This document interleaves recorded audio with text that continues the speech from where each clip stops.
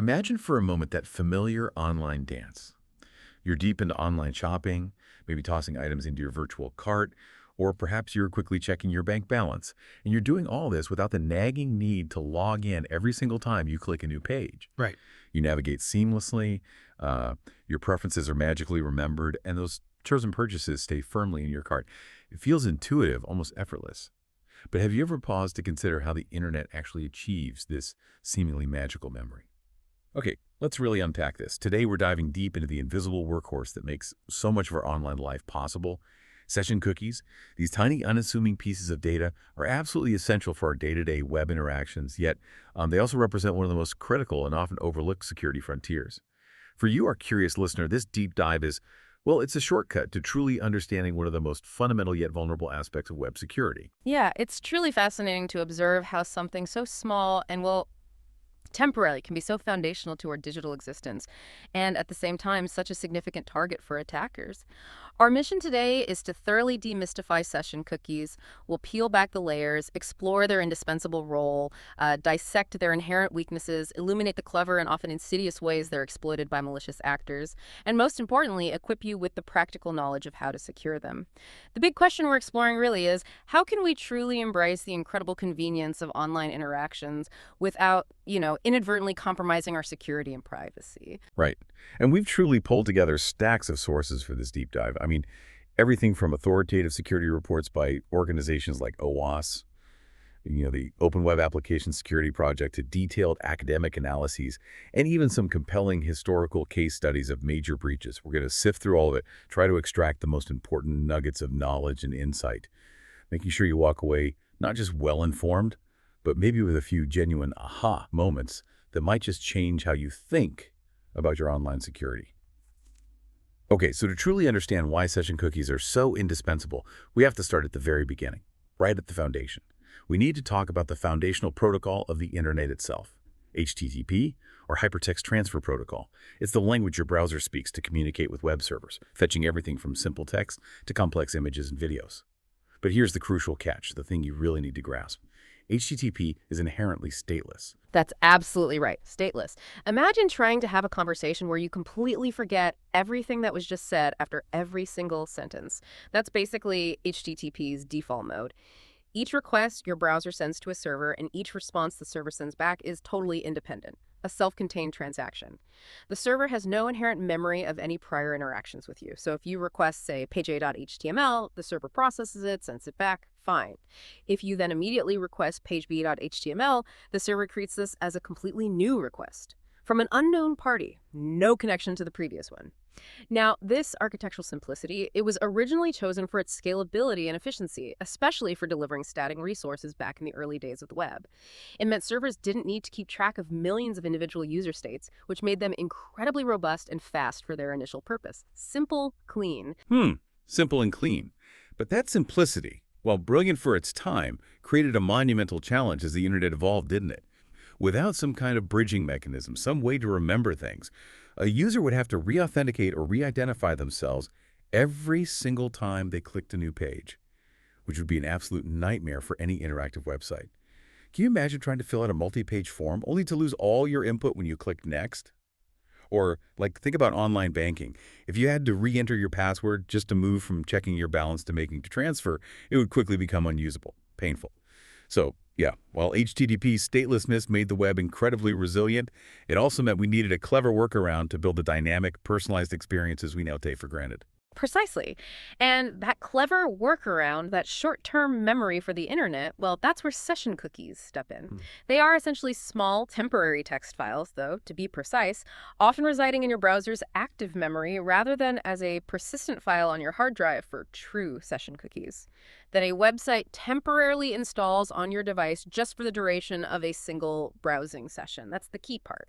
They're often referred to as transient or temporary cookies because, unlike their persistent cousins, they're designed to be automatically deleted when you close your browser, or maybe after a specific period of inactivity. Gone. Okay, so how do these little digital memory keepers actually work their magic?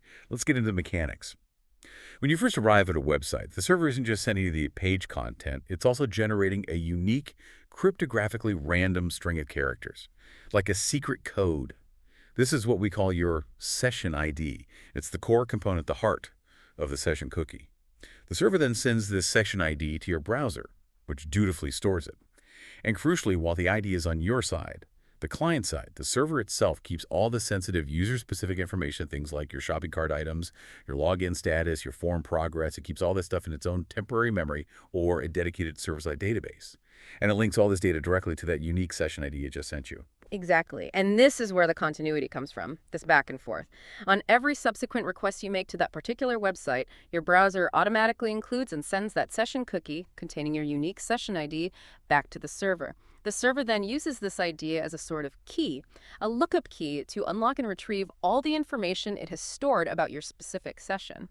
This seamless exchange, happening constantly behind the scenes, effectively bridges the gap of HTTP's statelessness. It provides the necessary continuity and context for all those interactive web applications we depend on. Now, you might wonder, why cookies? Why did they become the dominant solution when there were other options floating around, like embedding IDs directly into URLs or using hidden form fields? Yeah, that's a great point. What made cookies stand out? Well, for one, efficiency and transparency seem key. Cookies are automatically included in subsequent requests to the same domain. Automatically. As a developer, this reduces a lot of manual overhead, right? And for you, the user, it makes the experience much smoother compared to, say, manually passing IDs around in URL parameters. I mean, those parameter-based IDs are not only ugly and clutter up your address bar, but they also have significant security and privacy drawbacks, don't they? Oh, absolutely. Huge drawbacks. When you put session IDs directly into URLs, they end up everywhere. Your browser history, referrer headers when you click to another site, even server logs.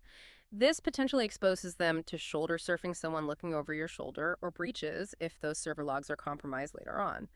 Cookies, on the other hand, are stored in what is often referred to as the browser's secure cookie jar.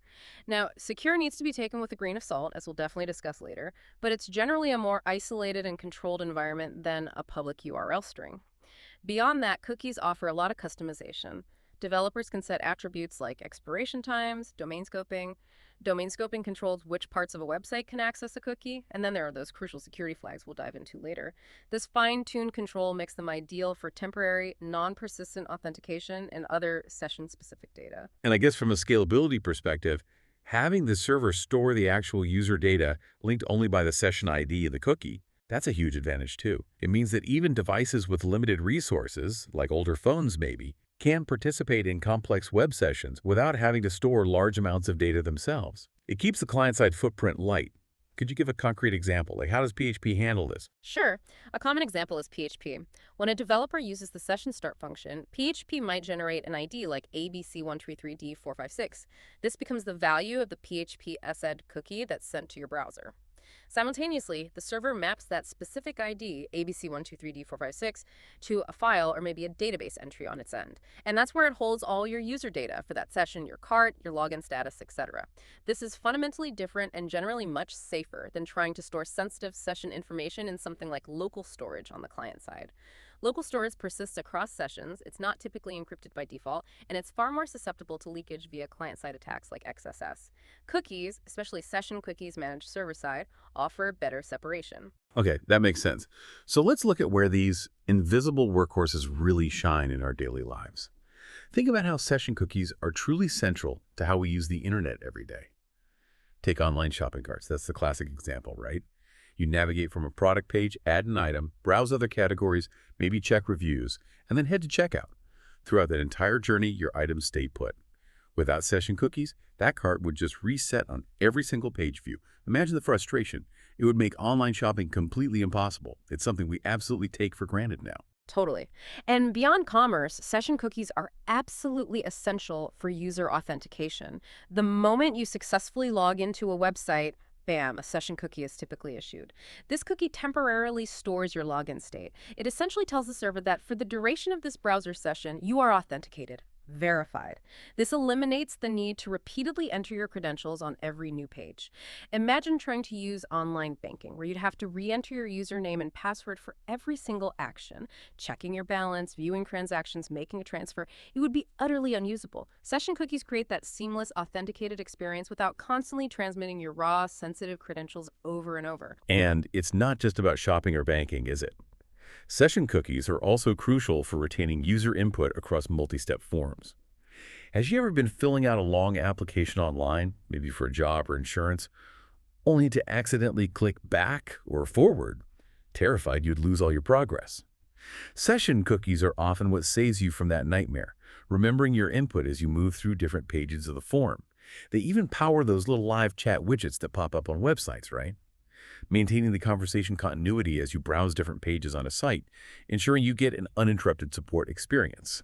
And I guess by efficiently handling this temporary session-specific data, these cookies also help websites manage their resources more effectively, maybe reduce server load, which contributes to faster browsing speeds for everyone. That's exactly right.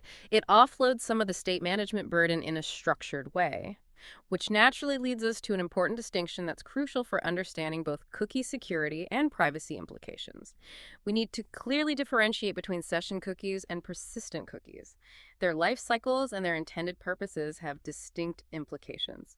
The most obvious difference, as hinted in their names, is their lifespan.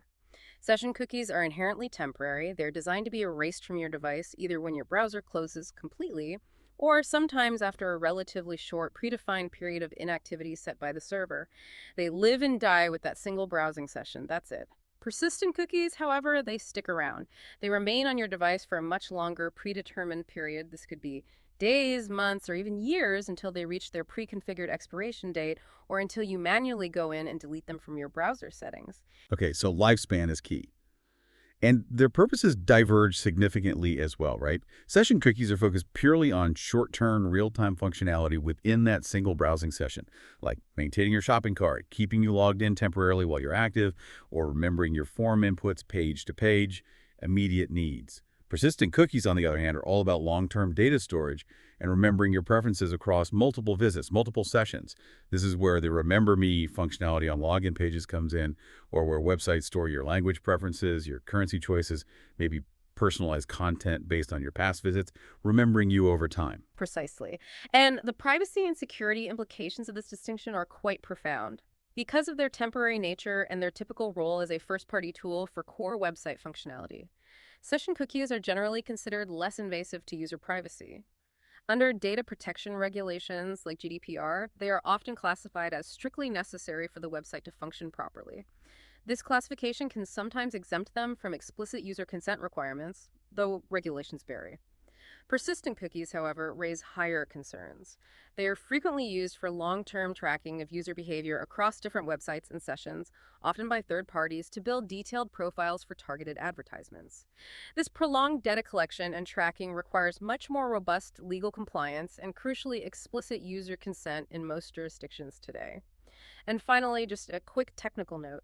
Session cookies typically reside in temporary memory, like your computer's RAM, while persistent cookies are written to your device's hard drive. This difference in storage also makes them susceptible to different kinds of attacks if your system gets compromised. Okay, so we've established what they are and why we need them. Now let's pivot to the weaknesses. What's truly critical to understand here, and honestly often misunderstood, is the nature of the session ID itself. It's not merely an identifier like a simple name tag you wear at a conference. No, instead, once a user successfully authenticates with a website, that session ID instantly becomes a temporary portable credential. Think of it as effectively a skeleton key to their entire authenticated session for that specific website. The moment an attacker gets their hands on the session ID, they can use it to completely bypass the entire authentication process. That includes your strong password, even your multi-factor authentication, MFA.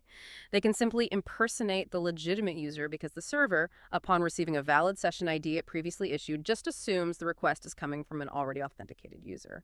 And without further checks, it grants full access to their account. That's the core danger. Wow, that's a truly chilling insight. A skeleton key. It means that all the carefully constructed layers of security, your complex password, that authenticator app code you diligently enter for MFA, all of it can be completely rendered moot, useless, if this temporary key to your active session is compromised. This ability to replay a stolen session token, where an attacker just takes your valid current session ID and uses it themselves, is a foundational element in so many of the most damaging modern cyber attacks, isn't it? So given how powerful these temporary keys are, what are the specific ways their creation and care can go wrong? It sounds like their entire life cycle, from birth to death, is riddled with potential pitfalls. You're absolutely right, riddled One of the most glaring vulnerabilities stems from weak or predictable algorithms used for session ID generation. It's fundamental. Imagine if your hotel room keycard number was just the date, or sequential, like room 101, 102, 103.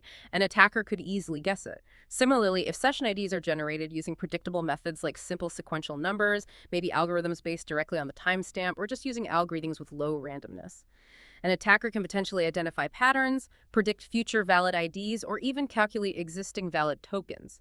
Security experts, like those at OWASP, are very clear on this. They insist that session IDs must have sufficient entropy, a measure of randomness, at least 64 bits, but ideally 128 bits or more. And critically, they must be generated using a cryptographically secure pseudo-random number generator, a CSPRNG. Think of a CSPRNG as a digital lottery machine so unpredictable, even a supercomputer couldn't guess the next number it will produce. Without this level of randomness, for an application with even, say, 100,000 active sessions, a low entropy ID could potentially be brute forced or guessed in a matter of hours, maybe even less, with enough computing power focused on it. Okay, so strong, unpredictable generation is step one. What's another critical vulnerability? You mentioned something earlier, session fixation. This failure to regenerate the session ID after a user successfully logs in. That sounds subtle but dangerous. Extremely dangerous. And yes, that's session fixation. It might seem like a small detail, but it's the enabling condition for this specific attack. Here's the scenario again, just to be clear. An attacker first tricks a user into starting a session using an ID that the attacker already knows. They might embed it in a link, for instance. Then the user clicks the link, goes to the login page, and enters their real credentials. They log in successfully. Now here's the flaw. If the application then doesn't invalidate that old attacker-known ID and issue a brand new, unique, unpredictable one upon successful login, the attacker still possesses a valid ID for a now fully authenticated session. They just wait for the user to log in, and then they use the ID they already had. Boom, they're in. OWASP was very explicit on this. Session IDs should always be regenerated upon any change in authentication state, especially a successful login, precisely to prevent this. Got it. You generate it on login. Makes sense. And what about how long these sessions last? That seems like another potential weak point. Absolutely. The lifespan of a session is paramount. Non-expiring or excessively long-lived sessions are like leaving your front door unlocked for days, or weeks even. They provide a much, much larger window of opportunity for an attacker to find and use a stolen token. If a token is only valid for 15 minutes, the attacker has to be quick. If it's valid for days, they have plenty of time. So best practices dictate that session IDs should have carefully considered time-based expirations.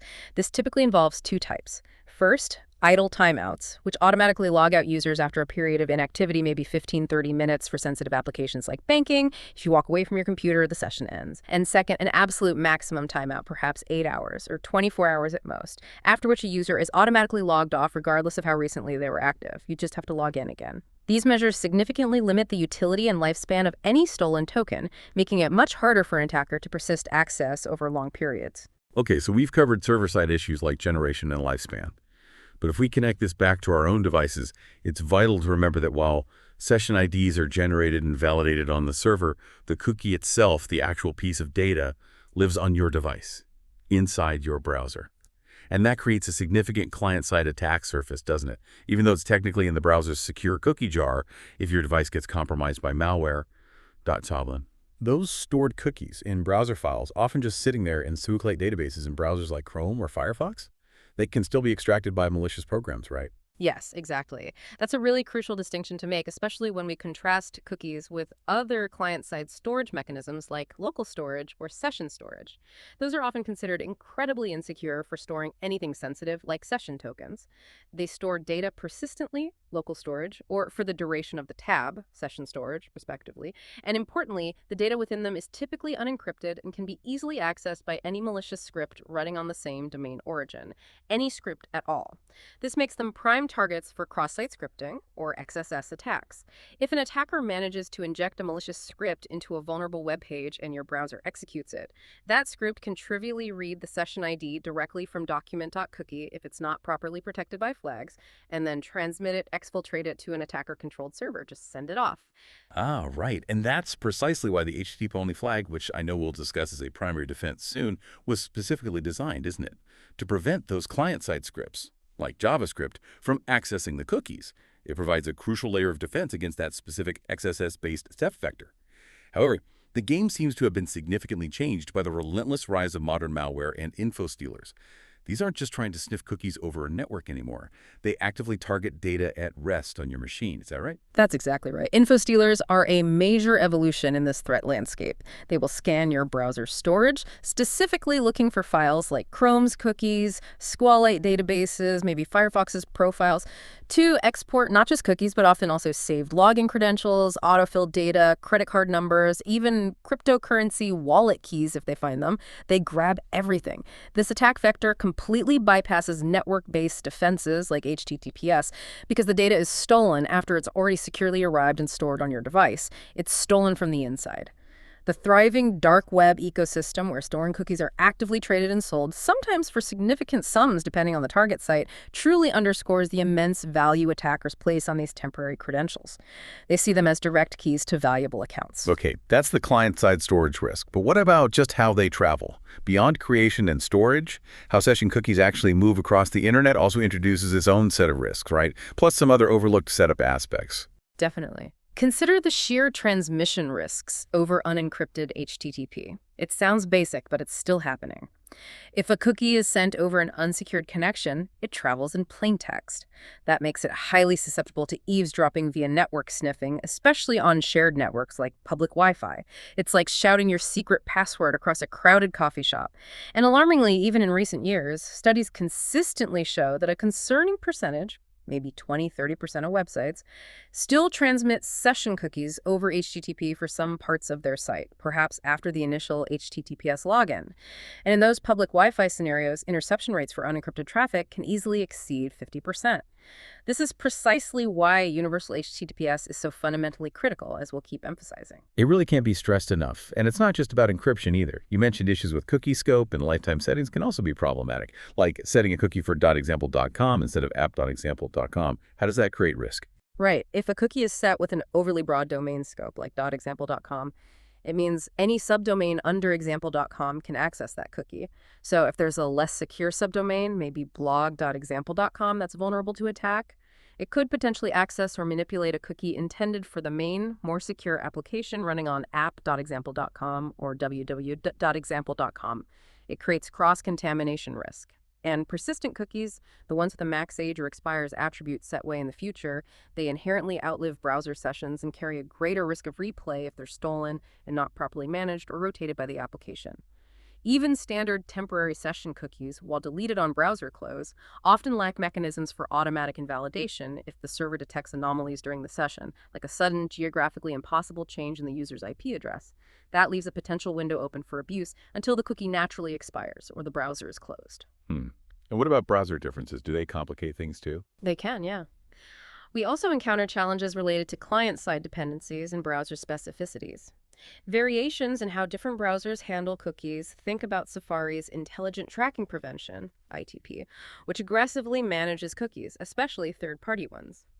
These differences can inadvertently disrupt legitimate website functionality if developers haven't carefully tested and accounted for them. Furthermore, there are practical storage limits, typically around 4 KB per cookie and maybe 50 cookies per domain. This can sometimes force developers to split session data across multiple cookies, which adds complexity and potentially introduces new security challenges if not managed carefully. In large, complex environments with multiple applications sharing authentication, perhaps via single sign-on, poorly configured shared cookies can amplify risks across different services. A breach in one could affect others, and a less common but still dangerous flaw. If cookies are disabled entirely by a user, which is rare but possible, some applications might fall back to using URL parameters to maintain state. As we discussed, this explicitly exposes session IDs to fixation attacks and makes them visible in logs and browser history. It's generally a bad idea. Okay, that covers a lot of ground on weaknesses. Just to round things out, OSPIP points out even more advanced attack vectors that can leverage session cookies, right? Things beyond the basics. Yes, they do. OWASP highlights things like DNS spoofing, where attackers might poison DNS entries to redirect your browser to a malicious site that looks legitimate. If you interact with it, it could potentially capture valid cookies intended for the real site. There are also synergies with cross-site request forgery, or CSRF, which we'll detail next. Even perfectly secure, well-managed cookies can be automatically included by the browser in a forged request initiated by an attacker if the application isn't protected against CSRF specifically. And finally, less directly a security breach, but still a concern in large-scale systems, session storage overload issues on load balancers, sometimes called stickiness problems. If load balancers rely heavily on session cookies to route traffic consistently, managing that state can become complex and potentially lead to uneven traffic distribution or even denial of service conditions under certain loads. It's an operational risk tied to session management. All right, so we've laid out the weaknesses. All these inherent vulnerabilities naturally lead us to the crucial question. How do attackers actually put these weaknesses into practice? How do they steal these things? The overarching framework here is what we generally call session hijacking, or often, more colloquially, pass-the-cookie attacks. It's a good visual. At its core, session hijacking is a type of cyber attack where a malicious actor steals or manipulates a user's valid active session token. .20 gain unauthorized access to their account after that user has already logged in and authenticated. This is particularly potent because it allows the attacker to fully impersonate the legitimate user without ever needing to know their password or needing to bypass their multi-factor authentication directly. They've essentially stolen your authenticated ID card while you're still using it. Right, that ID card analogy really sticks. And this type of attack typically unfolds in, three distinct phases, often very quickly. First, a legitimate user logs in, establishes a session with a website, and gets their unique session ID and a cookie. Standard stuff. Second, somehow the attacker finds a way to compromise or steal this specific active session ID. That's the tricky part for them. And third, armed with that stolen ID, the attacker simply uses it themselves. They take over the legitimate user's session, gaining full control and performing unauthorized actions, transferring money, changing settings, reading private messages as if you were the victim.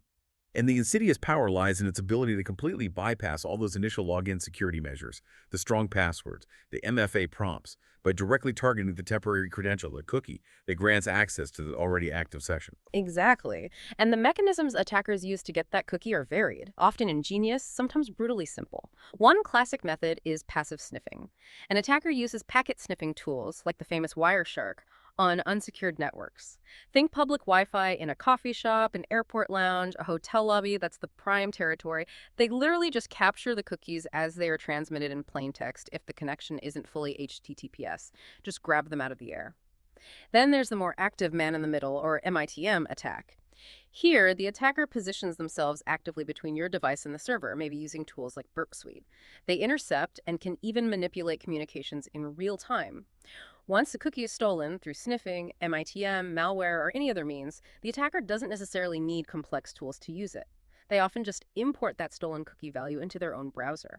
There are simple browser extensions like Eat at this cookie or similar tools that make this trivial. This allows them to seamlessly gain access to your account on the target website, completely bypassing any login page or MFA prompt because, as far as the server is concerned, they're presenting a valid, already authenticated session ID. These network-based attacks are particularly effective on public Wi-Fi, often combined with other techniques like ARP spoofing to actively redirect your traffic through the attacker's machine without you even knowing. Okay, so hijacking happens after you're logged in. But you mentioned session fixation earlier. That's a more subtle, equally dangerous trick that happens before you even complete your login, right? It's distinct. Very distinct, yes. Session fixation preempts the authentication step. It's a clever reversal.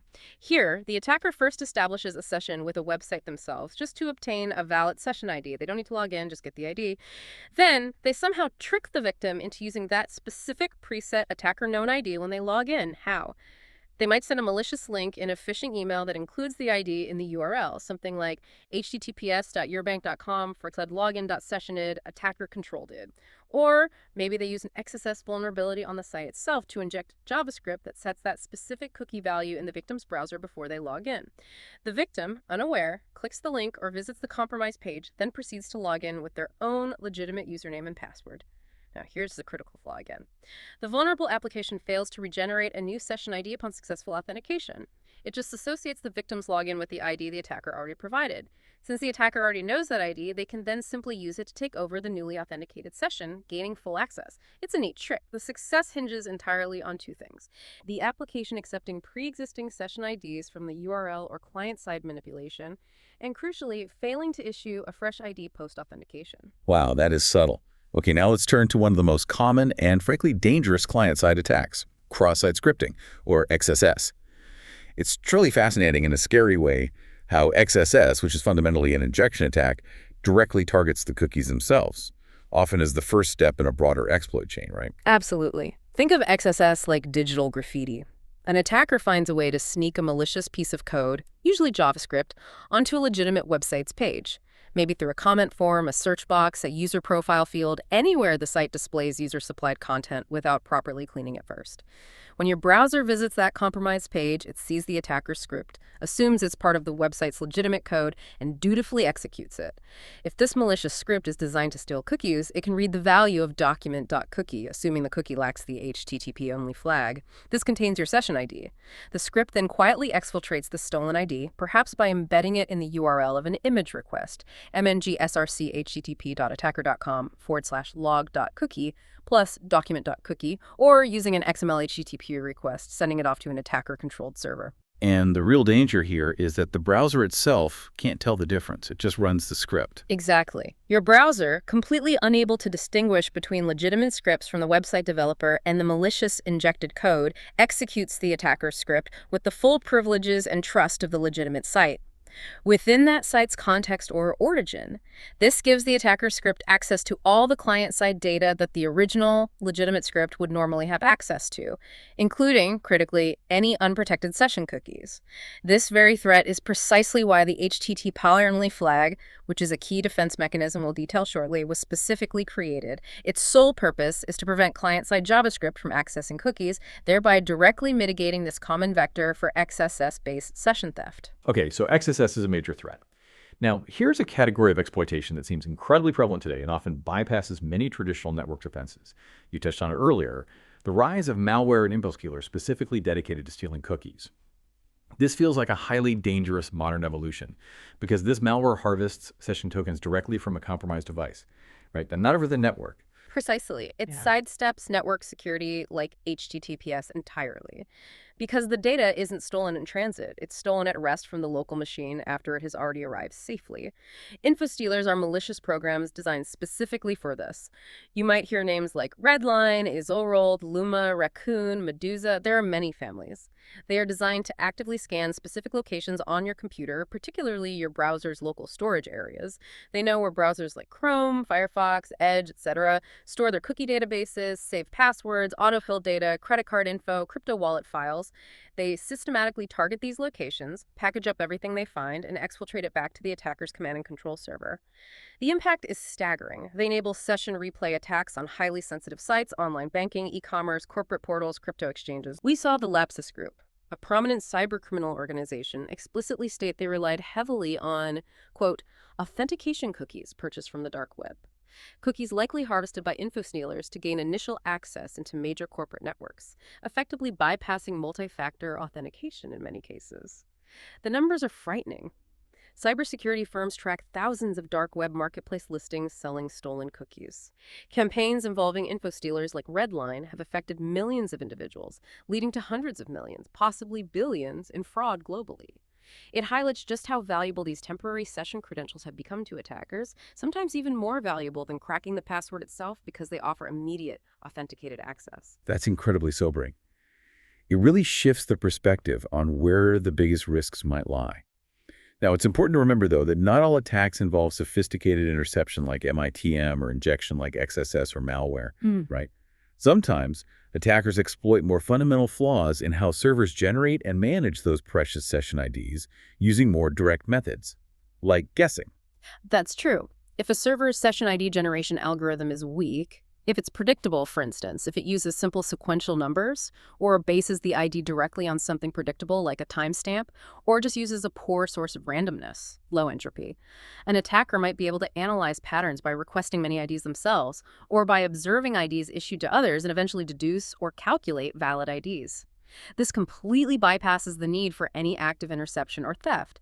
They just need to figure out the underlying flawed pattern. It's an analytical attack. And what about brute forcing? Just trying lots and lots of combinations. Well, a cryptographically random and sufficiently long ID, say 128 bits or more, is practically impossible to guess through brute force with current computing power. The search space is just too vast. However, if an ID is too short, or if it's generated using a weakly random algorithm, it can become a viable target for a brute force attack. An attacker can use automated scripts to continuously try different combinations, submitting them to the server until, by sheer luck, they hit upon a valid, active session ID belonging to another user. The success rate of such an attack is directly dependent on the ID's length and its inherent randomness, entropy. Shorter, less random IDs are much easier to guess. Also, a larger user base for an application slightly increases the probability of a random guess hitting a valid in-use ID simply because there are more active targets in the pool at any given moment. These logic flaws and potential brute force attacks really underscore the absolute necessity for robust, unpredictable, high-entropy ID generation on the server side. It's a foundational requirement. Okay, one more major attack vector to cover here. Cross-site request forgery, or CSRF.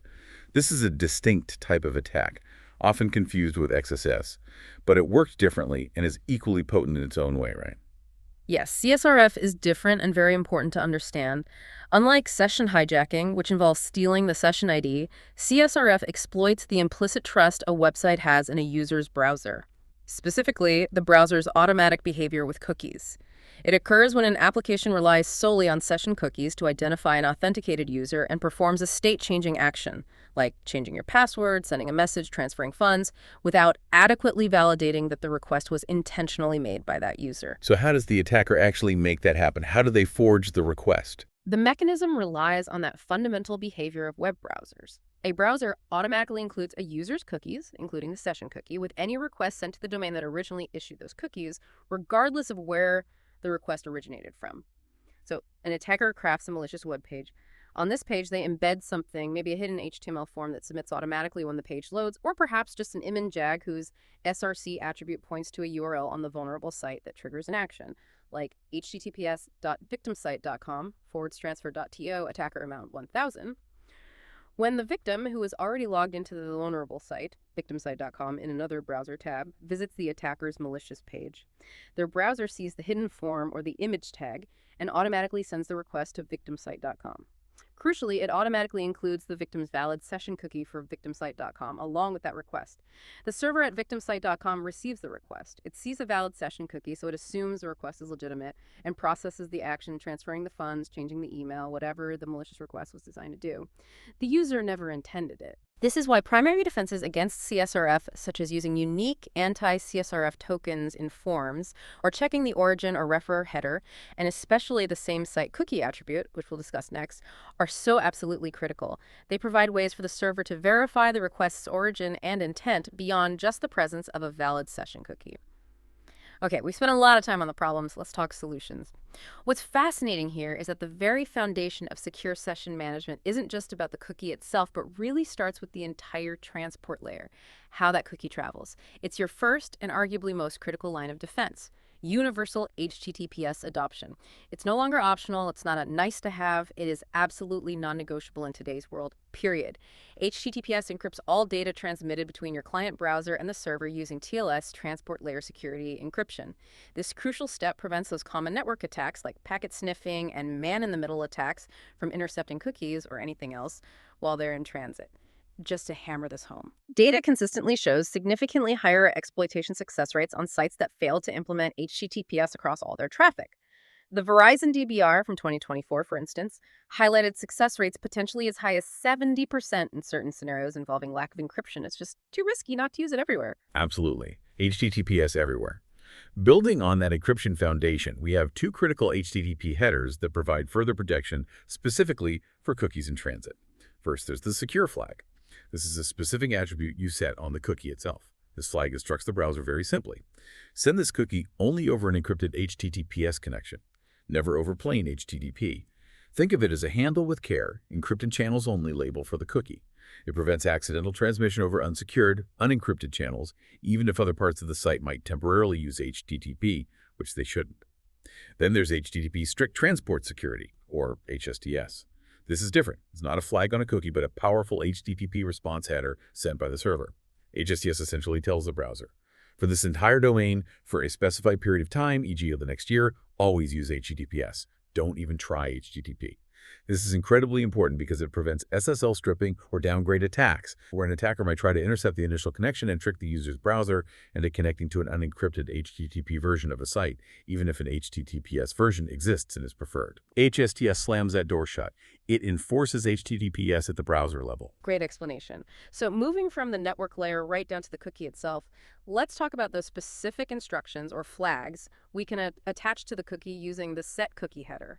These flags are incredibly powerful tools for creating layered defenses right at the cookie level. The first, and arguably one of the most important for session cookies, is the HttpOnly flag. Its primary purpose is crystal clear: to prevent client-side scripts, specifically JavaScript, from accessing the cookie's value via document.cookie. If an injected malicious script, like in an XSS attack, tries to read a cookie that has the HttpOnly flag set, the browser will simply return an empty string or nothing at all to the script. The script cannot steal it. This is your absolute primary defense against cross-site scripting, XSS-based cookie theft, making it utterly essential for any cookie used for authentication or session management. If your session cookie doesn't have HTTP-only, it's basically low-hanging fruit for XSS. Okay, HTTP only stops JavaScript theft. Then we have the secure flag again, which you just mentioned in the context of HTTPS, but its importance really bears repeating specifically as a cookie attribute. Its purpose is straightforward: ensure transmission only over encrypted channels. The mechanism is simple and effective. The browser will only send this specific cookie back to the server if the connection is HTTPS, period. This directly mitigates those man-in-the-middle MITM and passive packet sniffing attacks by ensuring that even if an attacker somehow manages to intercept the network traffic, they'll only get encrypted gibberish, not your plain text session ID. Essential. Absolutely essential. Now, a slightly more recent but equally powerful attribute is SameSite. This attribute provides a robust, browser-enforced defense primarily against cross-site request forgery, CSRF attacks. It works by controlling when a browser will include a particular cookie in a request that originates from a different site, a cross-site request. It has 3 key values, each offering different levels of protection and usability trade-offs. First, strict. SameSite Strict offers the highest level of protection. It prevents the cookie from being sent in any cross-site requests whatsoever, even when a user simply clicks a regular link from an external site to navigate to your site. This is ideal for highly sensitive applications like online banking actions, where you typically don't expect users to be performing actions triggered from external links, but it can break some legitimate cross-site linking scenarios. Second, lax. SameSite lax is often the default in modern browsers now, and it strikes a good balance between security and usability.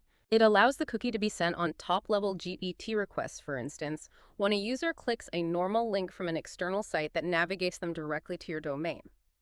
This preserves most normal browsing. However, crucially, it blocks the cookie from being sent on CSRF-prone PAST requests, or with iframes, img tags, and other sub-resource requests originating from a different site. So you can still follow an external link to your site and stay logged in, but an attacker generally can't force a malicious form submission from their site using your cookie. And third, none. SameSite, none essentially disables the SameSite protection, allowing the cookie to be sent in all cross-site contexts, both safe and unsafe. However, and this is critical, browsers now require that if you set SameSite none, you must also set the secure flag. This ensures that even though the cookie is being sent across sites, often necessary for things like embedded content or single sign-on mechanisms, it's only ever transmitted over HTTPS, offering at least that baseline protection against network eavesdropping. Okay, that's a really clear breakdown of strict, lax, and none. So putting it all together, a good example of how these flags might look in an actual HTTP response header, tell your browser how to handle that session cookie, could be something like this line. Set cookie, sessionid ABC123 random string, secure HTTP only, SameSite lax, path, max age 900. This single line concisely instructs the browser. Okay, here's the session ID, ABC123 random string. Only send it back over HTTPS. Secure. Don't let client-side JavaScript touch it, HTTP only. Be pretty strict about sending it with cross-site requests, but allow top-level navigation links, SameSite lax. Make it available for the whole site, path. And by the way, it expires in 900 seconds, which is 15 minutes, max age 900. It packs a lot of security instructions into one line. And it's really important to underscore that OWASP explicitly considers these flags secure, HTTP only, and appropriate SameSite settings to be mandatory baseline recommendations for secure session management. You should expect to see them. Absolutely. Mandatory baseline. Now, expanding our view again from the cookie itself back to the server, it's crucial to understand that it's not enough to just set these cookie attributes correctly on the way out. The server-side management of sessions is equally, if not more, critical throughout the session's lifecycle. This really gets to the heart of how an application truly protects its memory of your login within its own systems. First and foremost, ID generation and uniqueness. We touched on this, but to reiterate, you must use cryptographically secure pseudo-random number generators, CSPRNGs. Things like Java Secure Random, Python Secrets Module, Node.js's crypto.randombytes. Aim for at least 128 bits of entropy. This generates IDs that are statistically impossible to guess or predict. It's also vital to avoid any user-influenced inputs like basing the ID partly on the user's IP address or username in the ID generation process, as that can weaken the randomness. And always ensure global uniqueness via server-side checks or by using sufficiently long random IDs to prevent collisions, where two different users might accidentally get the same ID. Extremely unlikely with 128 plus bits, but essential to consider. Right. Strong random IDs. And then there's that practice you mentioned earlier, which is absolutely crucial for stopping fixation attacks. Session ID regeneration on login. Can you emphasize that again? Cannot emphasize it enough. The server application must always invalidate the old session ID that was issued before authentication, the pre-login ID, and immediately issue a brand new, unique, unpredictable session ID upon successful login. This single practice completely prevents session fixation attacks. Because even if the attacker knew the pre-login ID, it becomes useless the moment the user successfully authenticates. It's also strongly recommended, as a general security principle, to regenerate the session ID whenever a user's privilege level changes, for example, elevating to an admin role, or perhaps even if suspicious activity is detected during the session, just to be safe. Fresh ID, first start. Additionally, robust timeout and termination policies on the server are essential. We discussed the cookie flags, max age, but the server needs to enforce these too. This means implementing both absolute timeouts, a maximum session duration, maybe 8 or 24 hours, and idle timeouts, automatically ending the session after inactivity, like 15-30 minutes for sensitive apps, to strictly limit the window during which a stolen token remains valid and useful to an attacker. And, of course, an explicit logout action by the user must trigger the immediate server-side deletion or invalidation of the session record, and the server should send an instruction, for example, setting the cookie's expiry date to the past, telling the client browser to delete the cookie immediately as well. Clean logout on both ends. Okay, server-side generation, regeneration, timeouts. What about tying the session more closely to the user's specific device or context? Is that possible? Yes. That's another powerful server-side technique often called session binding, or sometimes session fingerprinting. This involves tying the session not just to the session ID cookie itself, but also associating it on the server with other unique characteristics or fingerprints of the client that initiated the session. These fingerprints could include things like the user's IP address, or at least the subnet, their user agent string, which identifies their browser and operating system version, or perhaps even specific details derived from their unique TLS connection handshake. Then, on subsequent requests using that session ID, the server checks if these fingerprint characteristics still match the ones recorded when the session was initially established. If a session token is suddenly used from a drastically different IP address halfway across the world, or with a completely different browser user agent string than before, the server can detect this mismatch. Now, you need to build in some tolerance or intelligence here to handle legitimate scenarios like users roaming between networks using VPNs or being behind corporate proxies that might change their apparent IP address. It's not perfect, but this mechanism allows the server to detect potentially suspicious changes that might indicate a hijacking attempt, and it can then choose to invalidate the session or prompt the user for re-authentication when these anomalies are detected. It adds another layer of validation beyond just the cookie. That makes a lot of sense. Adds context. Okay, finally, beyond the network configuration, the cookie flags, and the server-side session logic, the application code itself plays a vital role in preventing these attacks from even getting a foothold in the first place, right? Absolutely. Application-level defenses are critical. Input sanitization and output encoding are your fundamental defenses against cross-site scripting, XSS, which, as we've established, is often a primary vector for stealing session cookies that lack the HTTP-only flag. This means treating all input that comes from users, whether in forms, URL parameters, headers, wherever, as potentially untrusted data. Never trust user input. And critically, when you display any user-provided content back onto a web page, you must properly encode it, using techniques like HTML entity encoding, to neutralize any potentially malicious characters or scripts before they are rendered by another user's browser. If you don't sanitize input and encode output properly, you're basically inviting XSS. Right. Sanitize and encode. What about broader application-level policies, like CSP? Content Security Policy, or CSP, is another incredibly powerful security mechanism implemented as an HTTP response header operating at the application level. It acts like a strict security guard for your website's resources. CSP helps prevent XSS and certain other injection attacks by allowing you to explicitly define and restrict the sources from which various types of content scripts, style sheets, images, fonts, frames, etc. are allowed to be loaded and executed by the browser.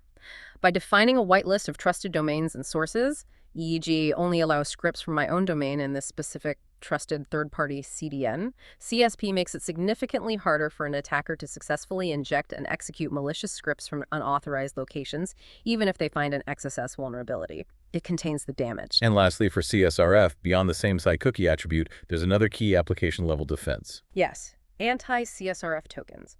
These are often considered the gold standard belt and suspenders approach for defending against cross-site request forgery attacks used in conjunction with same-site cookies. Anti-CSRF tokens are unique, unpredictable, secret values that the server generates for each user session, or sometimes per request. These tokens are then embedded, typically as a hidden field within HTML forms, or sometimes sent via a custom HTTP header. When the user submits the form or makes the request, the browser sends this token back along with the request data and the session cookie. The server then validates that the submitted token matches the one it expected for that user session. Since an attacker operating from their own malicious website cannot guess or access this unique, secret token associated with the victim session on the legitimate site, they cannot forge a valid request that includes the correct token. Even if the victim's session cookie is automatically sent by the browser, the request will fail the CSRF token check on the server. It proves the request originated intentionally from the legitimate application's interface. Okay, theory and best practices are one thing. Let's look at where the rubber meets the road. Here's where it gets really interesting, maybe even a bit scary, showing how these vulnerabilities and defenses play out in the real world. Let's start with a truly watershed moment, an incident that fundamentally changed how we approach securing the web. The release of the Firesheep tool back in 2010. This was huge. Its primary attack vector was packet sniffing, a specific, easy-to-use form of man-in-the-middle MITM attack. And it directly, explicitly exploited unencrypted session cookies being transmitted openly across networks. Yeah, Firesheep was a deceptively simple Firefox extension. It was created by a developer named Eric Butler, and its impact was massive. It essentially automated the process of cookie sniffing on open, unencrypted Wi-Fi networks. This meant practically anyone on the same coffee shop, Wi-Fi, airport network, or even an old unsecured home network could easily sniff the airwaves and hijack active sessions on many popular websites of the time: Facebook, Twitter, Amazon, and others. The ingenious, or rather the terrifying part, was how effectively it highlighted a critical, widespread flaw in web security practices back then. Many major sites would use SSL/TLS encryption only for the initial login page where you entered your password. But then for the rest of your session, browsing your feed, sending messages, adding items to your cart, the connection would often revert back to unencrypted HTTP. This practice, known as session hijacking, meant that once you logged in securely, your precious session cookie, your digital ID card for that site, was suddenly being broadcast in plain text for anyone nearby on the network to intercept. Firesheep made grabbing and using these broadcasted cookies trivially easy, even for non-technical users. Just point and click. Wow. And the impact was immediate and immense, wasn't it? There was a huge public outcry, tons of media coverage. It was an undeniable demonstration of just how vulnerable ordinary users were. Suddenly, millions of people realized that their private online activities, their accounts, could be exposed with disturbing ease just by using public Wi-Fi. This widespread, highly visible session hijacking ultimately forced major tech companies, one after another, to finally adopt universal HTTPS across their entire platforms, not just for the login page. Encrypt everything, all the time. It really accelerated billions of dollars in security investments across the industry and solidified one of the most crucial lessons in modern web security. Universal HTTPS is absolutely non-negotiable for all web traffic, period. Any noncompliance doesn't just expose users, it severely erodes trust. Firesheep effectively kicked off the HTTPS everywhere movement we benefit from today. Definitely a catalyst. Now, moving to more modern threats, it's fascinating and concerning to observe how sophisticated threat actors like the notorious Lapsus Solid group, in their relatively recent attacks, have shifted their focus. They essentially recognize the session token itself as the new primary credential, something perhaps even more valuable than the password, precisely because stealing an active token often bypasses multi-factor authentication entirely. Their primary attack vectors were a dangerous mix: malware deployment, clever social engineering targeting employees, and the use of those targeted info stealers we discussed earlier to harvest credentials and cookies from compromised devices. The role of session cookies here was absolutely central. They weren't just a side effect, they were often the primary goal. Stolen session tokens were the key vector used to bypass MFA and gain rapid, deep access into sensitive corporate networks. Right. Labs has relied heavily on getting their hands on privileged employee credentials first, often through phishing or social engineering. Then they used malware, like the Redline Stealer, deployed on those compromised employee machines to harvest cookies directly from their browsers. And they specifically, publicly even, talked about using authentication cookies purchased from the dark web. Cookies likely harvested by info stealers sold by others to impersonate logged-in employees. In their attacks against companies like Electronic Arts, NVIDIA, Samsung, even the identity provider Okta itself, they explicitly used these stolen session tokens to perform session token replay attacks, effectively walking right past MFA protections. The impact was severe: major corporate breaches, theft of valuable source code and sensitive customer data, and a significant erosion of confidence across the tech industry. The key takeaway from Lapsus is chillingly clear. Active session tokens are a prime target for sophisticated attackers, and MFA, while essential, is rendered moot if that active session token is stolen after authentication and successfully replayed. This represents a new and extremely dangerous class of identity-focused attacks. Indeed. Now, this next incident really forces us to ask, where else can these crucial session cookies, these tokens, hide? Beyond the obvious places like the browser's cookie jar, the Okta support system breach in late 2023 highlighted how even seemingly innocuous diagnostic tools can become vectors for highly sensitive token theft. Its primary attack vector involved an access management vulnerability at a third-party vendor, which then led to the exfiltration of HAR files from Okta's own support system. And critically, session tokens were stolen directly from these customer-submitted HTTP archive, or HAR, files. For anyone unfamiliar, HR files are essentially detailed logs of all the HTTP requests and responses between a browser and a website during a browsing session. They're often used for debugging web performance issues, but crucially, if not handled with extreme care, these logs can capture everything in the HTTP traffic, including headers, request bodies, and, yes, unencrypted cookies and session tokens if they were present in the log session. Right. So how did the attack unfold in the Okta case? Attackers initially gained unauthorized access to Okta's customer support system. Unfortunately, this happened because an employee at one of Okta's third-party vendors had compromised credentials for the system saved in their personal Google account, which itself was compromised. Supply chain issue. Once inside the support system, the attackers weren't just randomly browsing, they specifically targeted and downloaded these HAR files that Okta customers had uploaded to the support system for troubleshooting purposes. They then scanned these downloaded Okta HAR files, extracted valid session tokens belonging to Okta customers and potentially Okta employees themselves from within the log data, and used these stolen tokens to hijack legitimate Okta sessions of at least 5 different enterprise customers, successfully bypassing their multi-factor authentication because they had the active session key.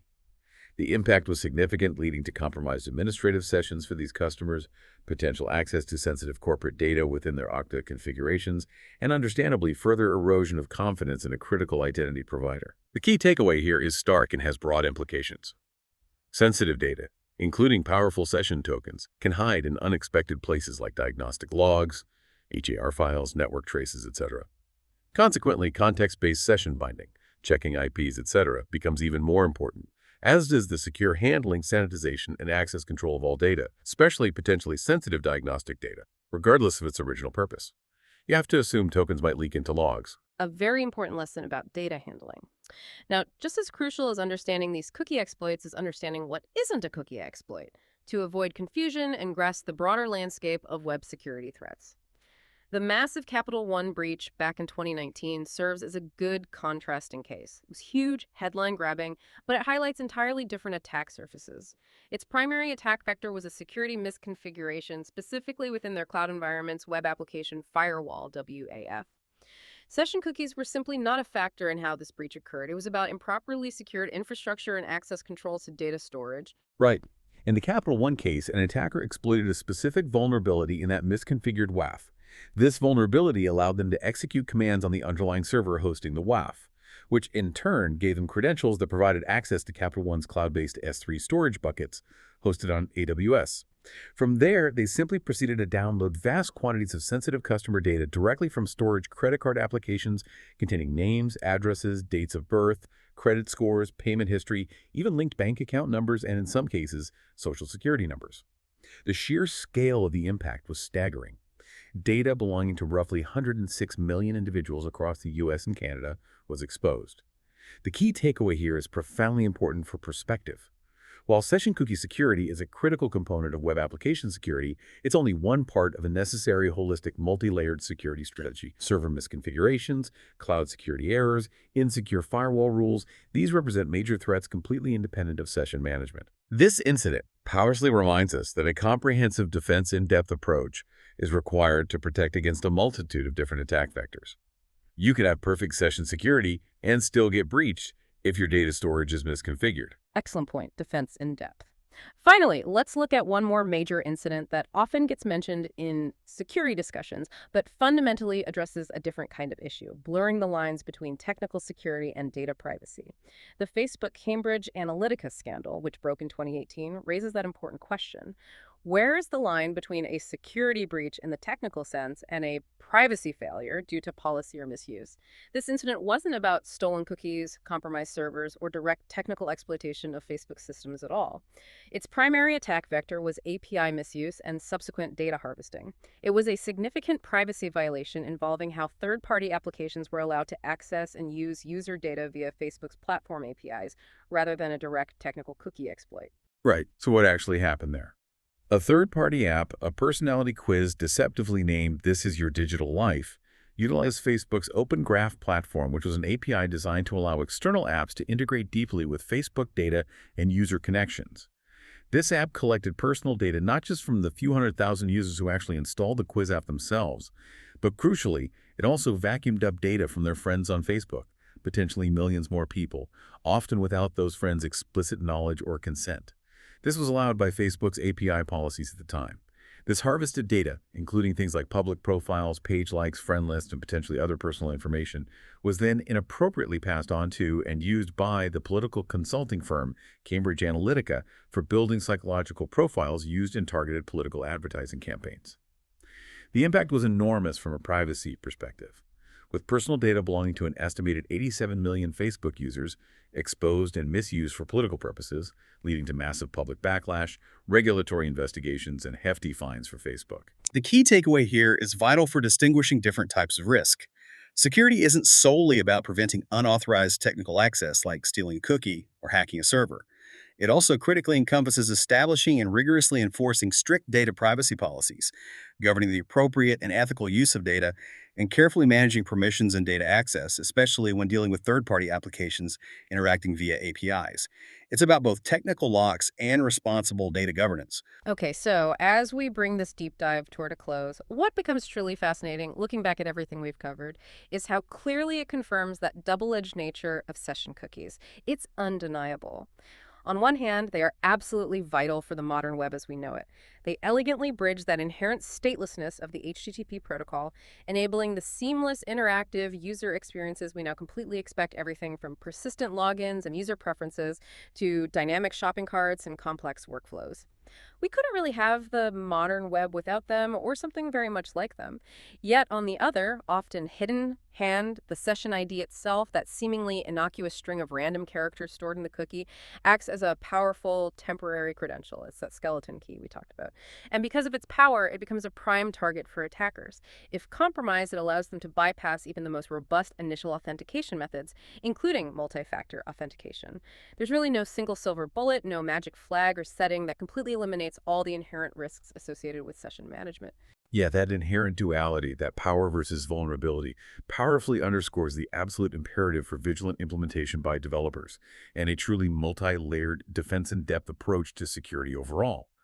We're talking about needing a comprehensive strategy that spans everything we've discussed today, from the foundational security provided by universal HTTPS and the careful, deliberate configuration of those secure cookie attributes, HTTP-only secure SameSite, all the way through to robust server-side session management practices, strong ID generation, timely regeneration, strict timeouts, and proactive application-level defenses like input validation, output encoding, CSP, and anti-CSRF tokens.